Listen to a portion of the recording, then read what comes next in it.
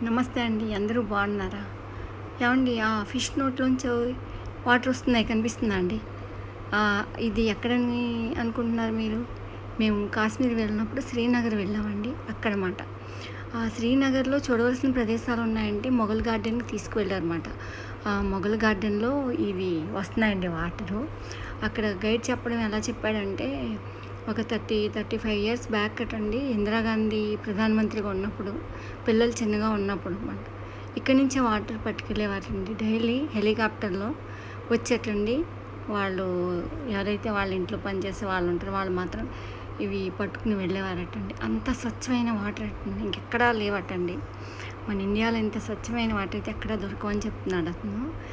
మేము కూడా తీసుకెళ్ళామండి. 2 బాటిల్స్ పట్టుకున్నాము. చాలా టేస్టీగా ఉన్నాయి. చాలా బాగున్నాయండి. ప్రతి ఒక్కళ్ళు పట్టుకుంటున్నారు.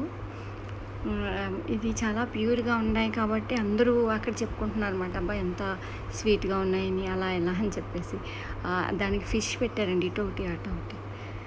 మీరు కూడా వెళ్ళినప్పుడు ఖచ్చితంగా చూడండి శ్రీనగర్‌లో ఈ వాటర్